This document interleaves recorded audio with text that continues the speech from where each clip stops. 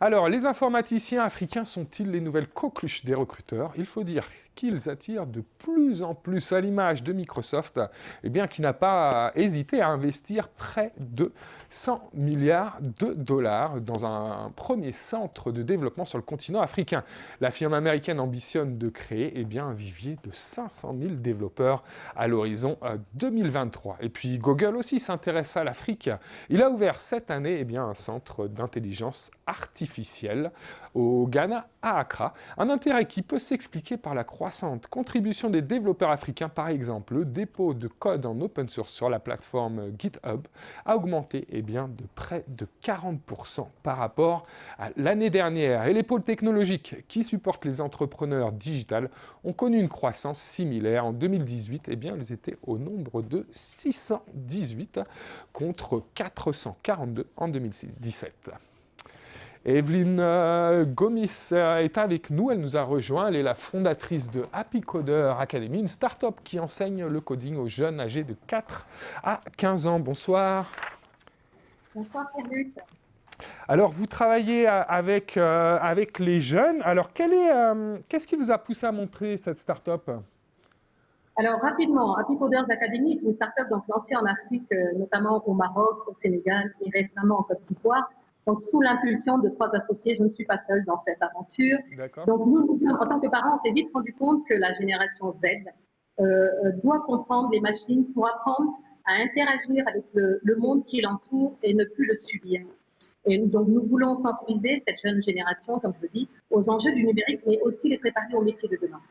D'accord. Donc, il faut savoir qu'à ce jour, on a formé donc plus de 10 000 enfants, 300 enseignants un peu partout.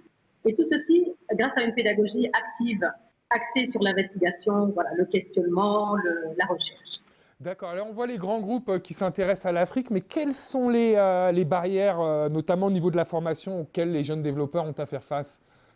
Alors, effectivement, l'Afrique regorge de talents dans le domaine de l'informatique, mais souvent, c'est un manque de moyens qui les empêche d'avoir accès à la formation, au perfectionnement, à une formation donc, de qualité.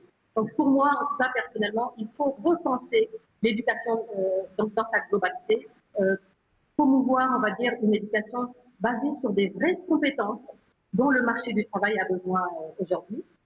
Et pour ça, il faudrait que on mette en place un programme d'envergure sur tout le continent et un projet qui va impliquer, certes, l'État, mais il faut aussi que toutes les entreprises se mettent en route.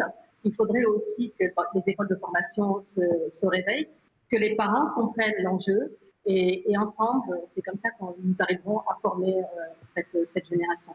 Alors effectivement, il ne s'agit pas de déposer en Afrique, comme je le dis, des outils, des ordinateurs et des tablettes pour prétendre former l'Afrique. L'Afrique doit passer par une bonne pédagogie et non des outils. Parce que comme je le dis, il faut savoir que l'informatique ne se limite pas seulement à l'outil informatique. D'accord. Et très rapidement, un conseil pour un jeune qui souhaite se lancer dans cette carrière? Alors le conseil, j'aurais 3 peut-être conseils à donner. Très rapidement alors. Pardon, excusez-moi. Très rapidement. Rapidement, il doit faire preuve d'imagination. L'aspect créatif doit être important pour répondre à la demande des solutions informatiques. Il faut qu'ils deviennent donc des créateurs, des concepteurs du monde de demain et non des consommateurs, comme je le dis. Et ensuite, il faut aussi qu'ils prennent l'habitude de se perfectionner, de ne pas abandonner, parce que le monde informatique est en évolution continue. Voilà. Merci Evelyne.